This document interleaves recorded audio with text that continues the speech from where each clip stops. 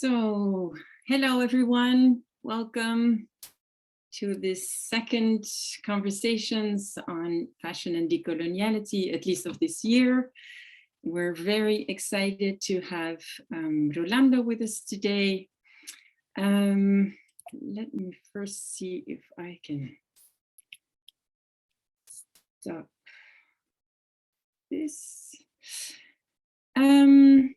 So for those of you who haven't joined us or are joining us for the first time, so this is an experimental space for us to see how we can interact with fashion discourse and practices in an alternative way, or at least the creation and the exchange of knowledge in regard to fashion.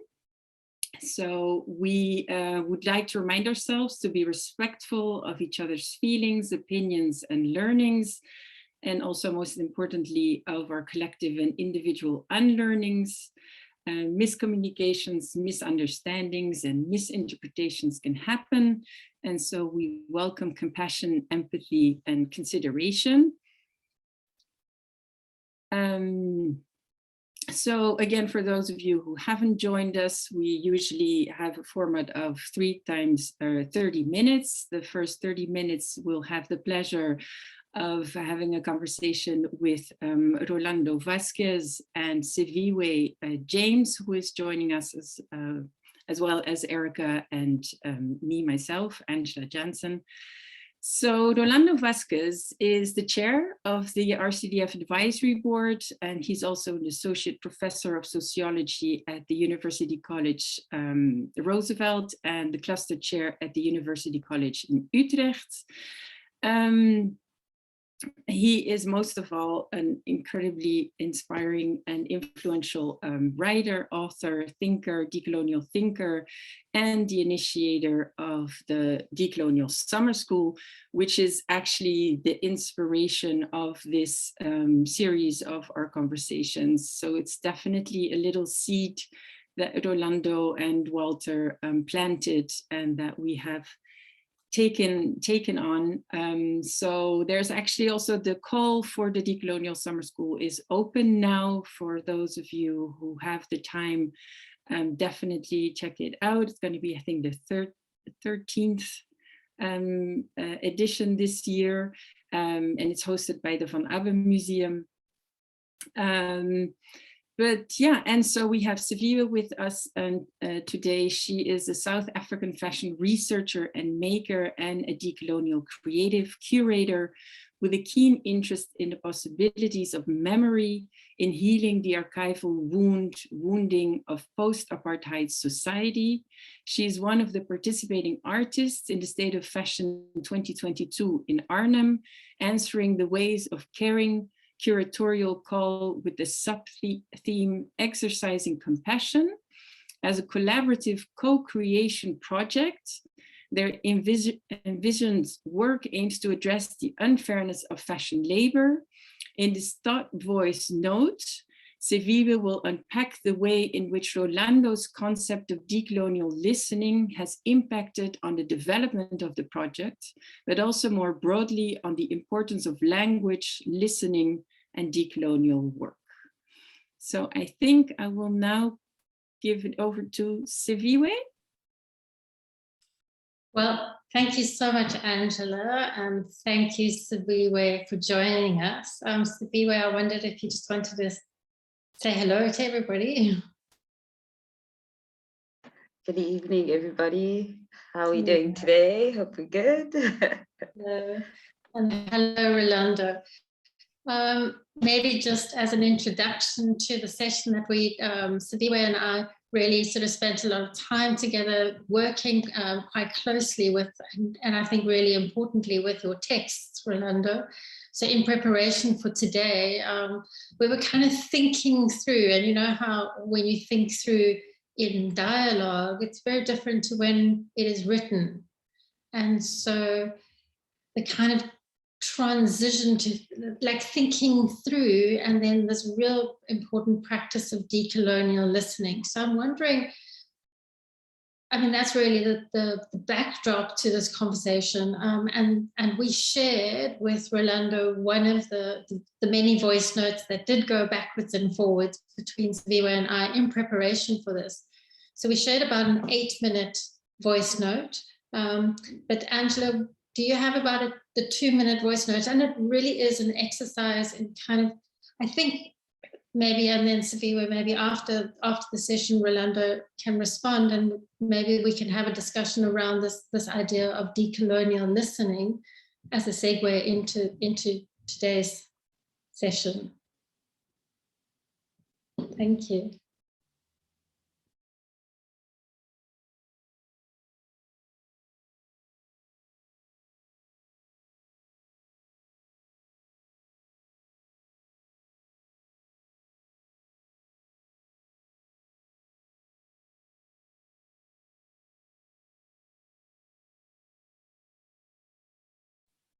Sorry, I'm just figuring out the technique. Is it me or does it change all the time? How can I now share my screen more? No, share screen, yes.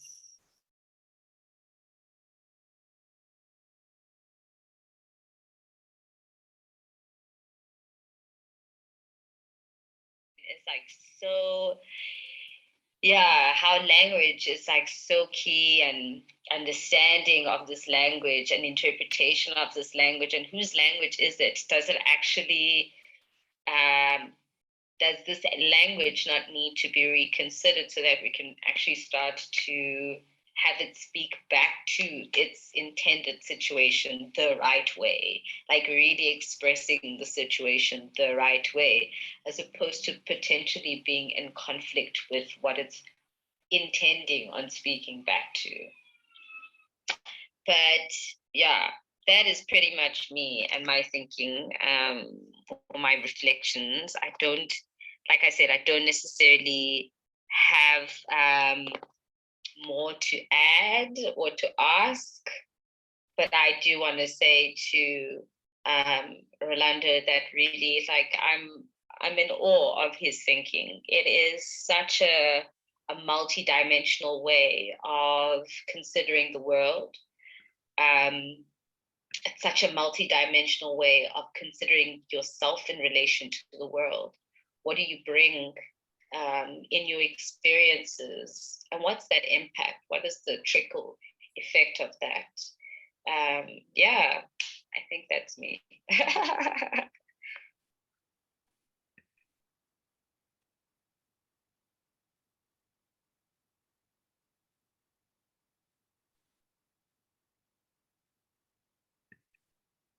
Thank you, Angela.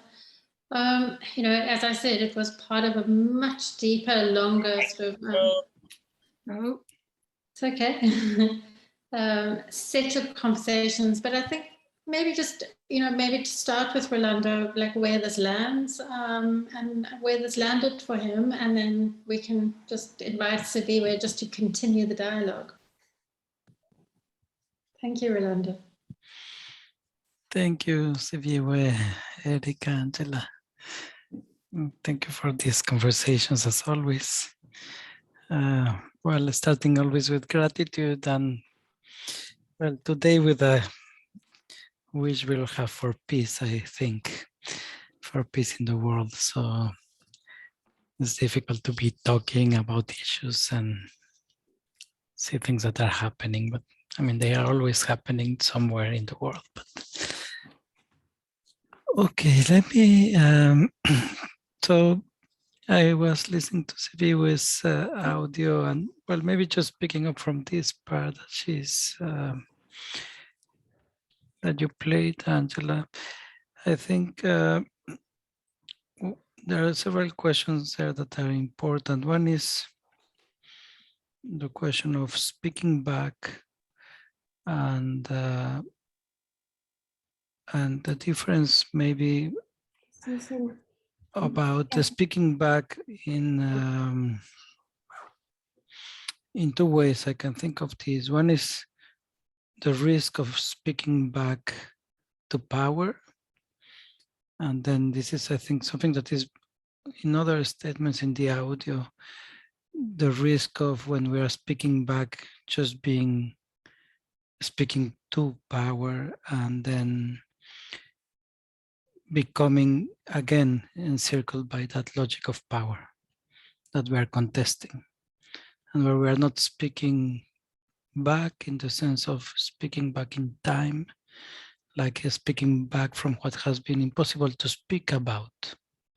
So I think there's two ways of speaking back. One will be the speaking back as the contestation of power, as resistance, and the other is speaking back as being able to speak anew, to speak through that erasure, through that silencing. That is something that often power cannot listen and will never listen to, but that we also need to do. So I'm remembering here, obviously, the words of Maria Lugones that always invite us to go beyond resistance. So one thing is to speak back to power as resistance, and another thing is how can we speak back? And I think these are deeper questions that are at the core of what I feel in the engagement of Siviwe, that is, with whose words are we speaking? To whom are we speaking? And often when we spend our energy speaking back to power, we are spending our energy towards power. So that to whom are we speaking is to them or to the system that we are trying to fight back. And of course, it's necessary. I'm not saying it's not necessary, but that's not the horizon. That is not what we are, right? The being against is not who we are. So I think it would be really beautiful to speak of this speaking back in two moments. One is the moment of critique of power, and the other would be the moment of re-existence. That is a term we use in decoloniality, and the term that we have talked here of redressing. So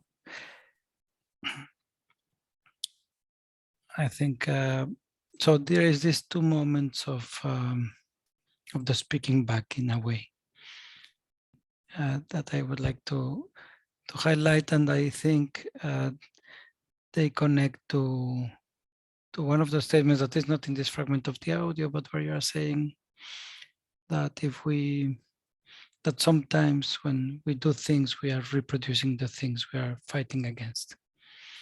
And people are very critical and standing against, but end up reproducing that logic. So for me, the questions, very fundamental questions of, if you want, guidance or methodology or orientation are for whose eyes or for whose ears are we talking, or are we making something visible, or for whose bodies are we dressing in this case. And often we might find out that we are again dressing that dominant body, or again tending or tending or serving that gaze or that power, even in our contestation, because we assume that they are the ones that need to see us, and that they are the ones that assign us validity to exist, that if they see us, we exist, right? And that is a very serious problem where even in resistance, we still contained by that logic. And so with whose eyes am I working, and for whose eyes am I working? Or with whose ears, for whose ears, with whose body, for whose bodies am I working, right? I think those are really fundamental questions. And when I say with whose eyes is, or with whose ears, with whose bodies, is because we internalize the same logics. So our bodies are crossed by the modern colonial order. And even though we are working against these things, we are also part of it. So we are implicated, and often we are just exercising that grammar, that logic, that form of embodiment.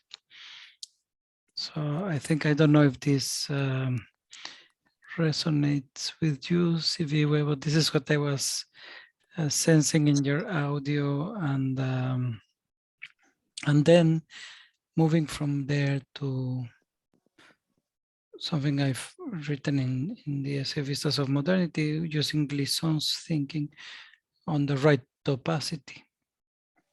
You know, can we work with the idea that not everything needs to be transparent to power? Not everything needs to be explained to them. And because that's a big assumption of power. And often I think one of the risks that is happening today with decolonizing becoming a fashion in the global north and in the also the north in the south and the major institutions is that they are still in that pursuit of transparency, pursuit of legibility, you know, where if I incorporate decoloniality, then I become an owner and I have the right to consume, to appropriate, to categorize, to know the life of others, you know. So it is a replication of that violence, but in a decolonial kind of dressing. And so I think it's really important to uphold the right to opacity, and because it is also a demand of humility on the side of power. It is a demand that they cannot know everything. They cannot make everything legible. You know, when we were writing for example, the essay of Vistas of Modernity, or we've participated in some curatorial projects, there is always this discussion that, okay, this will not be understood by everybody in the public, you know, but that everybody is a white gaze, for example, right? It will clearly be understood by many people that have other backgrounds and that can sense it, but no, it needs to be legible for the dominant gaze in order to be accepted as decolonial, you know? So this is, I think, one of the problems I was sensing in the conversation and in the audio you sent me. I don't know if you want to talk about it, and then I can, instead of me just lecturing away. Well, you spot on. You spot, especially at that last part, you spot on, because I think even in this process of firstly working in completely different time zones, and I'm caught in the middle of one that is 5 hours ahead and 5 hours behind, which I also think plays quite an interesting role in, or it implies something quite interesting for me as the person caught in the middle of these time zones. And then as the person who's caught in the middle of understanding or hoping to understand two different sets of languages, two different sets of understandings, as well as my own. And then how we express this in the work. And then we've got a mediator or a moderator who's also communicating a different set of values that add to our thinking, but sometimes can cause a bit of tension in our thinking, right? Because of who she represents or what she's trying to articulate in the work as well. So like you're hitting the nodes, you know, it's something simple of like a presentation board, the moderator saying, potentially think of refining the amount of words used on the presentation board so that it's simpler, so that people get your concept easier. And then us internally as the members of the group, understanding that we've gone through so many conflicts of understanding internally.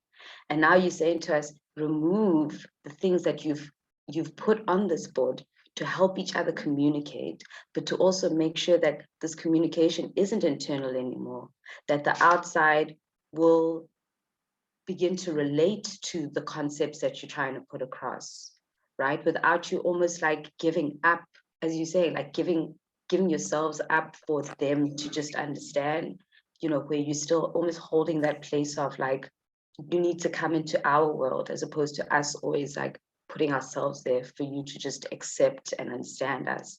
So like it's a mind warp, you know, like where's that fine line for us? Where do we hold back from needing to be overly understood, needing for the visual, the metaphorical, the everything?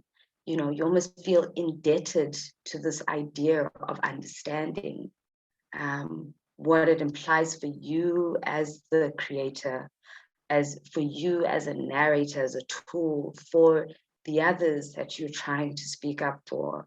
There's a sense of like this indebted feeling in all of this. So you're like, I can't expand on it anymore, but it's so spot on.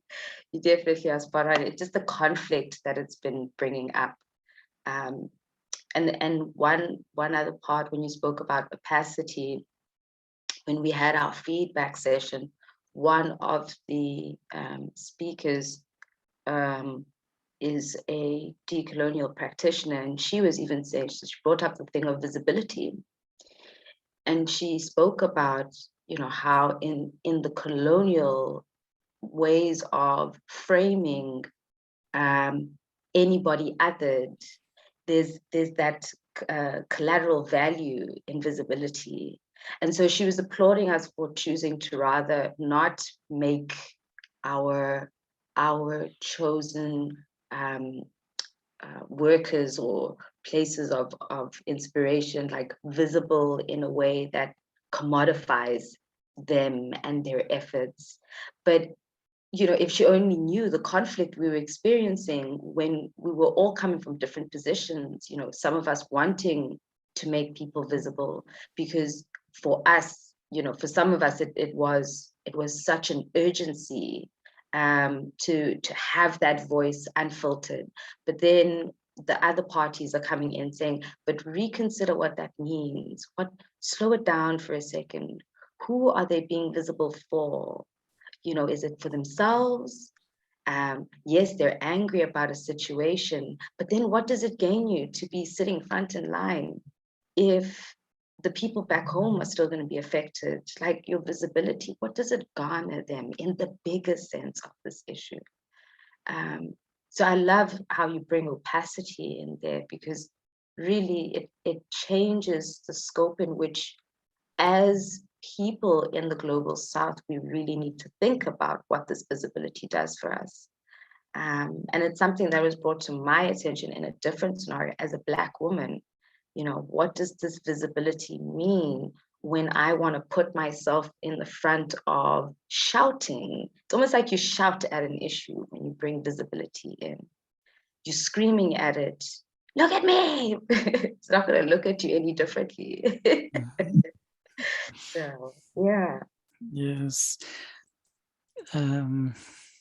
Yeah, so for me, it has been quite crucial to understand this violence of transparency, of this forced transparency. You know, I can accept you as long as you are transparent, and as long as you, I mean, in the struggles on diversity, for example, around decolonizing the university and inclusion, there's a lot of thought about the emotional labor that goes into people that has to reenact, re-experience their suffering in order to be believed. And for me, there is an economy of choreography, of consuming the pain of the others in order. So if you become transparent, I can believe you, for example. Like there's a price, you know, and a requirement of legibility that is burdened often very emotionally on the people that suffer injustice, right? And that have been erased or made invisible. So this threshold is really something we need to work with and find ways around it. Because visibility is not just an easy response to having made invisible. And so visibility for whom, to whom, etc. And the other is the other side, that is the side of what I've been calling the white gaze, but it's about always avoiding the being questioned, and the being questioned in a way of being moved. So the avoidance of compassion and the production of indolence. You know, I think people are very happy to transform themselves in their identities, in fluid identities, as a form of privilege often, or individual decision. But there is a difficulty when it comes to, for example, in this case of creating exhibitions or choreographies, and all these reactions or politics of protecting that privilege, that indolence, that that sense of entitlement to the life of others, but without me being affected, you know. And so I think this is there's a sense, for me, there's a kind of sense of protecting the not being moved. For me, the impossibility of compassion in society and the defense of an individuality that is praised for changing in performative ways and things like that, but that is always protected from being moved, you know, for recognizing, again, what Maria Lugones was always saying, the being implicated, or what I've been saying of losing that false innocence, you know, that I want to save the world, but I'm not part of that violence, you know, I'm like in a safe position. And I think we need to, if we are to decolonize methodologies and ways of doing, we need to go beyond that false innocence. And I think for me in the classroom is quite crucial, where all my students come here in the Global North as innocent people, you know, and in this self-image where they're worried about the world, but they're really totally innocent. And of course, in their own individuality, they might be innocent, but when their individuality is positioned, then they begin realizing that they are implicated in all sorts of things that they want to fight against, like the destruction of the earth and the global injustice. They are part of it. We are part of it in the ways we live. And there are all sorts of elements that protect us from sensing that make it impossible in some ways to cross that separation. So for me, it is one of the biggest challenges, because as I have written and said several times, we can change the content of the works, whatever it is, the work in the arts, for example.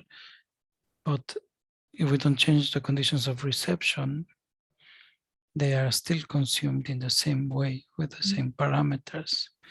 And then the artist doesn't have the power, or very rarely, to change the conditions of reception, because then things are still consumed as exotic, or just like the enjoyment of the suffering of others that is turned into this spectacle. And even though the work might be deeply critical, so there is something where I think institutions and society at large should be responsible, and not just the artist, because the artist can change the content, but that doesn't change the economy of perception, of reception.